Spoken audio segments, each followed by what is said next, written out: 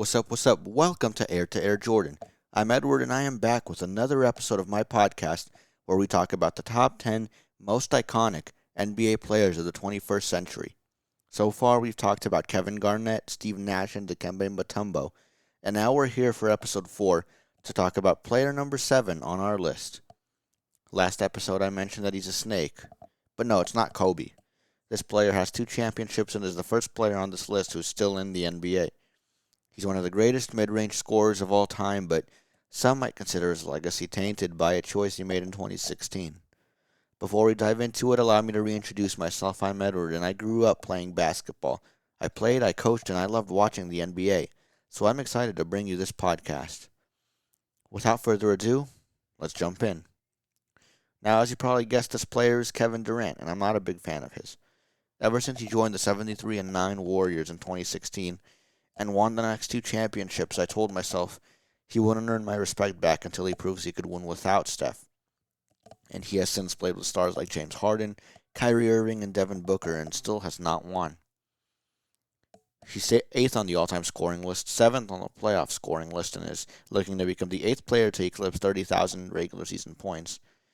And he more than earned those championships, even though I don't want to give them to him.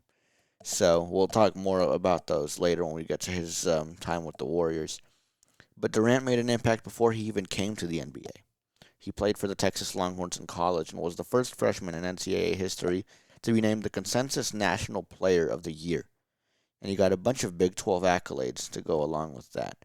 As a member of the conference first team and the all-defensive team, he led his team to the second round of the NCAA tournament. He put up 27 points, 8 rebounds, and 3 steals against New Mexico State to take the Aggies down in the first round. He was compared to players like Dirk and Tracy McGrady on draft night, which I guess you could say was pretty accurate in terms of his playing ability. His agility, length, and lethal scoring ability were what drew people to him, but many people thought he hadn't been fully tested yet, didn't have that killer instinct on the defensive side of the ball. Add to that a skinny frame, of course, which is something he became known for. And it made people question his ability to score at will against stronger opponents and whether his college game would translate to the NBA. And of course, he was drafted second overall. And as we saw when he got to the Warriors, he put his killer instinct on full display. But we'll talk about that a little bit later. Before we do that, we can't talk about Kevin Durant, though, without talking about the team that passed up on him in the draft. And those are the Portland Trail Blazers. They, of course, took Greg Oden with the first overall pick in the 2007 draft. They were hoping that Oden would be their long-term starting center, and he was projected to be a really good dominant big in the league, but injuries cut his career short after just 3 seasons. And the Blazers were beating themselves up for that one. They're no strangers to taking busts ahead of superstars. They obviously drafted Sam Bowie over Michael Jordan in 1984 as well, so history repeating itself there for Portland. And in 2007, the next pick after Greg Oden was, of course, Durant, and he was taken by the Seattle Supersonics. That was before they moved to Oklahoma City and became the Thunder, of course. Durant played there for 8 years, most of which were in Oklahoma City after they moved. The team drafted Russell Westbrook and James Harden the next 2 seasons, who were both future MVPs, and along with Durant, of course, and made a run to the 2012 NBA Finals with that Big Three. The funny thing is, the Thunder actually dropped by 11 wins in KD's first season. They had 31 the year before he was drafted and only 20 in his rookie year. But he still won Rookie of the Year, averaging 20.3 points per game. In his second year, the team only had 23 wins, but jumped all the way to 50 in his third year and made the playoffs as the 8th seed. The 8th seed in the West had 50 wins. 50 wins for the 8th seed. That's just how loaded it was. I really quickly wanted to just make that point because it's ridiculous to think about. And Durant averaged 25 points per game as the Thunder lost in 6 to the top-seeded Lakers. He also made the All-NBA first team for the first time that year. The following year, they made the conference finals and lost in 5 to the Mavs. Durant averaged 28.6 points per game in the playoffs to lead all players that year. In 2010 and 2011, the Thunder lost to the team that ended up winning it all, the Lakers and Mavs. Then in 2012, they made a run all the way to the finals, getting revenge on Dirk and the Mavs, on Kobe and the Lakers, and they also beat Tim Duncan and the Spurs.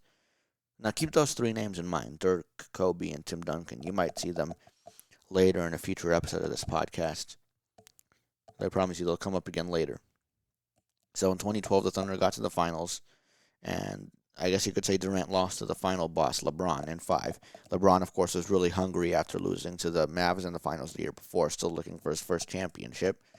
And the Heat got it done. The Thunder actually won Game 1, and then the Heat won 4 straight after that. So that was when OKC traded Harden to the Rockets to shake up their core. The next 2 years, the Thunder lost in the second and third rounds, and in 2015, Durant had season-ending surgery and the team missed the playoffs. So they kind of peaked in 2012. In 2016, the Thunder almost made history when they were one win away from taking out the winningest team of all time. And of course, we all know how that went. We all know how it went when the 73-9 Warriors came back from down 3-1 against the Thunder.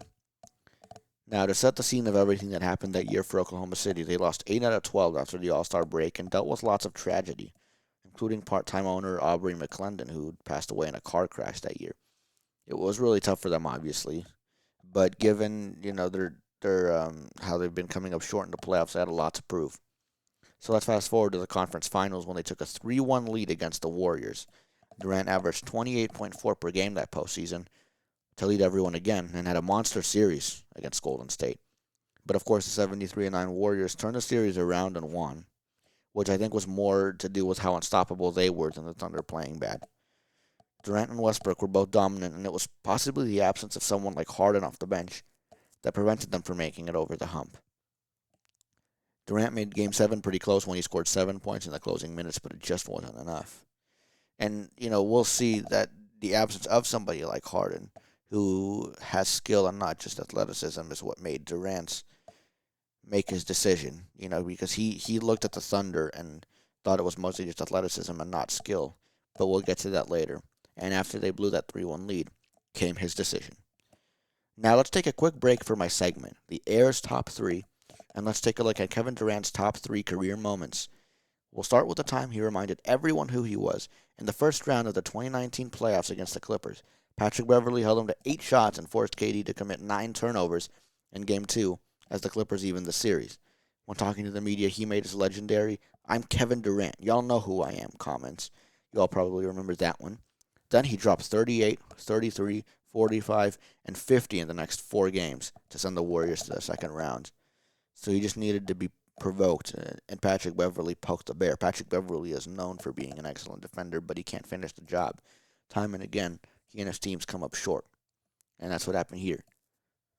Number 2 on our list is when he received his MVP award in 2014. One of the people he has the best relationship with is his mom, which is why when he received the award, he told her, "You're the real MVP." His exact quote was, "You kept us off the street, put clothes on our backs, food on the table. When you didn't eat, you made sure we ate. You went to sleep hungry. You sacrificed for us. You're the real MVP." That year, he averaged 32 points per game, which was his career high, but it was a testament to his character that he knew who to thank for his success. So I know I love to dog on him a lot about those championships, but this really speaks to who he is as a person. And we'll talk a lot more later about some things he's done off the court that make him a great person as well. But number 1 is his performance in Game 3 of the 2018 NBA Finals. As much as I love to say the 2 Warriors championships don't count for KD, he did still earn them, and he was a big reason they won those championships, which is why he got the 2 Finals MVPs. So the Warriors took a 2-0 lead over Cleveland in the 2018 Finals, but in Game 3, Cleveland looked ready to punch back. Their defense forced Steph to shoot 1 of 10 from downtown, which is very rare for the greatest shooter of all time, and they limited Clay and Draymond to only 10 points each. But that's why KD's 43 points, 6 of 9 shooting from 3, 13 rebounds, and 7 assists were even more impressive. His final basket in that game was a long, contested 3, which gave the Warriors a 6-point lead with 50 seconds left. That was one of many games in which KD's clutch shooting in the finals kept the Warriors ahead of the Cavs, including Game 3 the year before.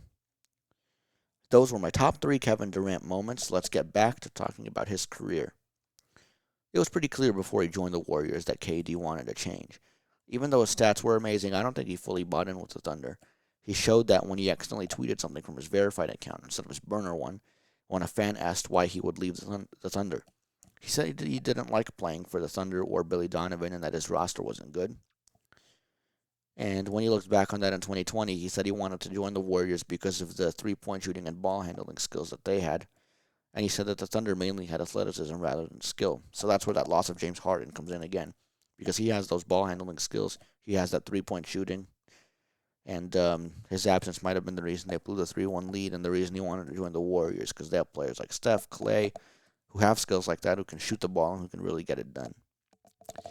So when he joined the Warriors, people wondered how they were able to afford his contract.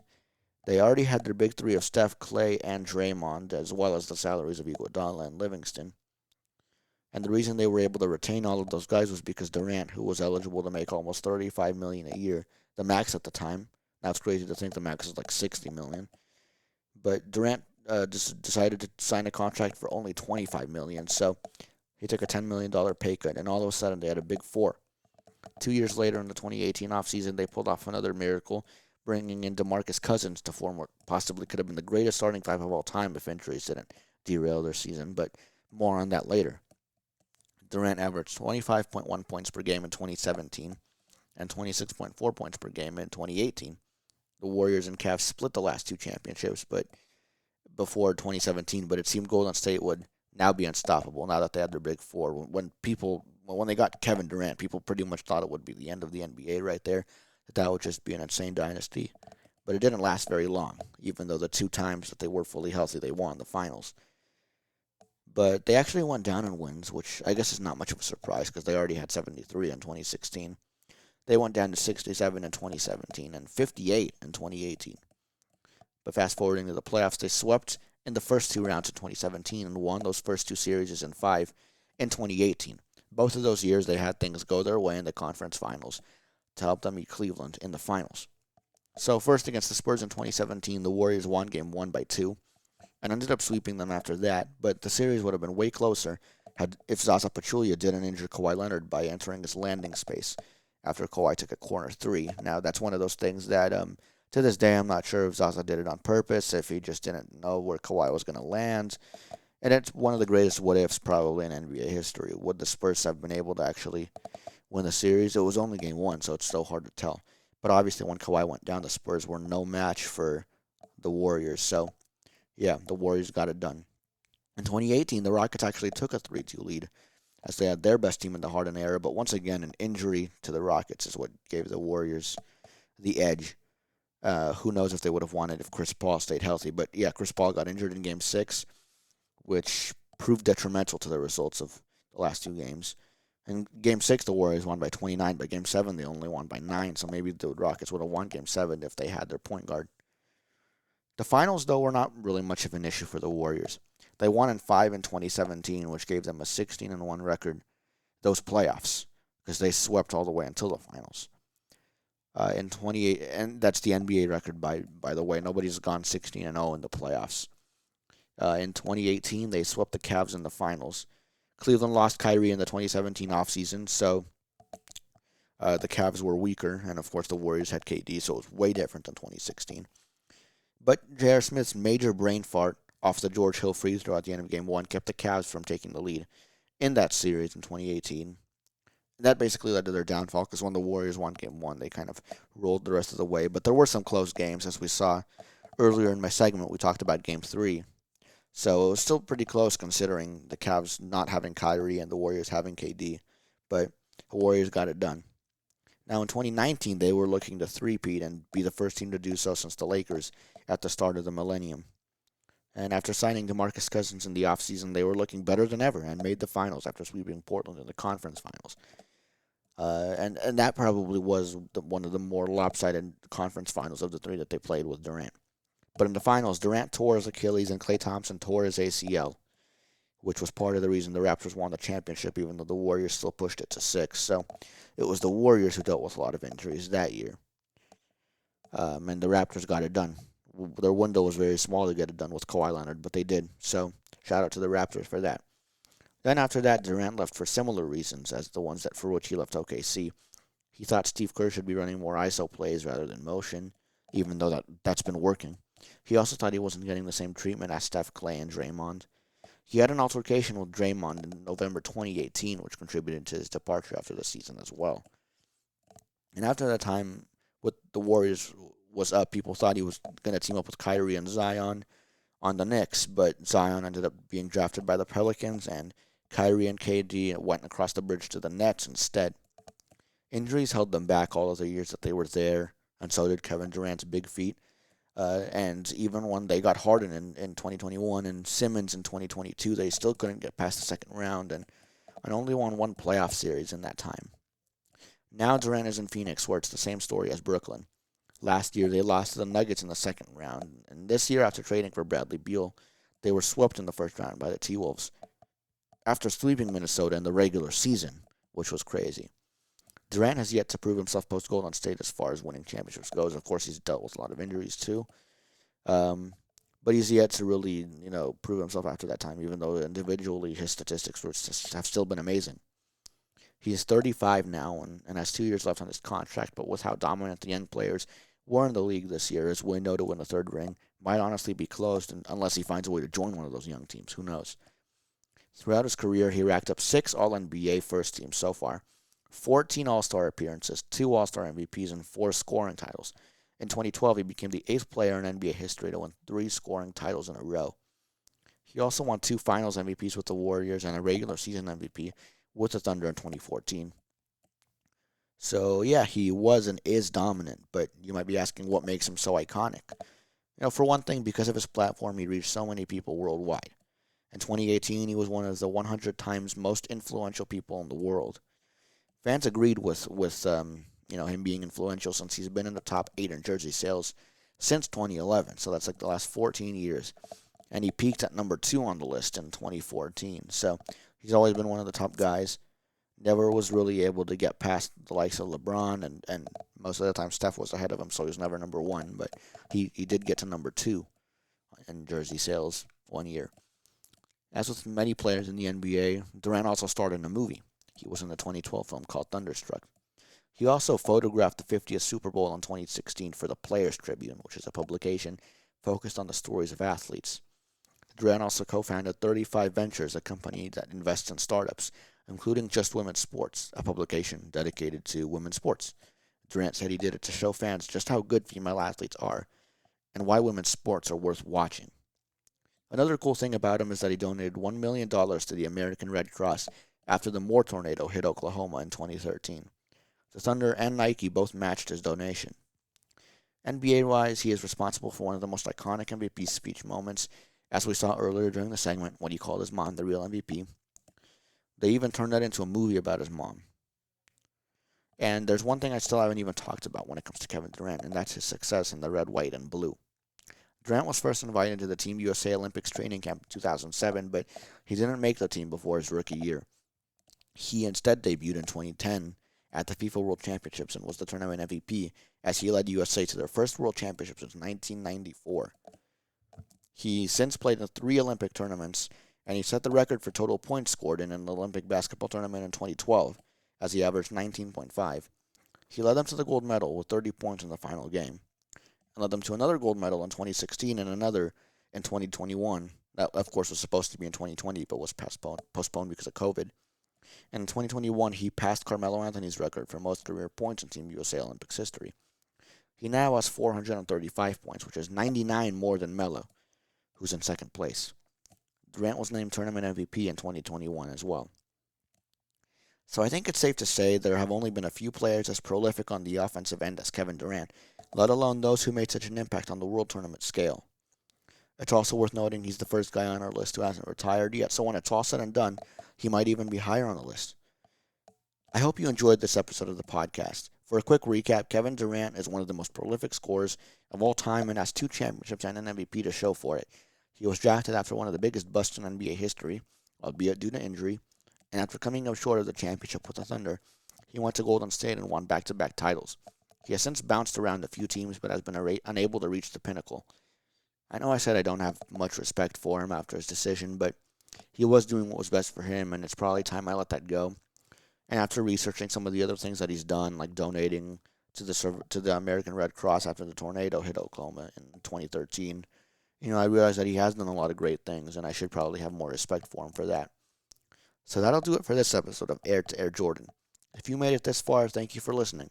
Check out my website, heirtoairjordan.podbean, that's podbean.com, for more information about me and my podcast. Next episode, we're going to have a special edition of our show where we're going to talk about two players. These two players have always been tightly linked and might even be related. That's all I'm going to reveal right now. You're going to have to wait and see. Make sure to subscribe and keep an eye out for the next episode. And I know I've been on a bit of hiatus until this episode. It's been maybe like 5 weeks since the last one, where it's usually 3 weeks. But I'm going to try to get back on my schedule and have the next episode in for you guys in 3 weeks. And tune in to see who those two players are. See you next time. Peace.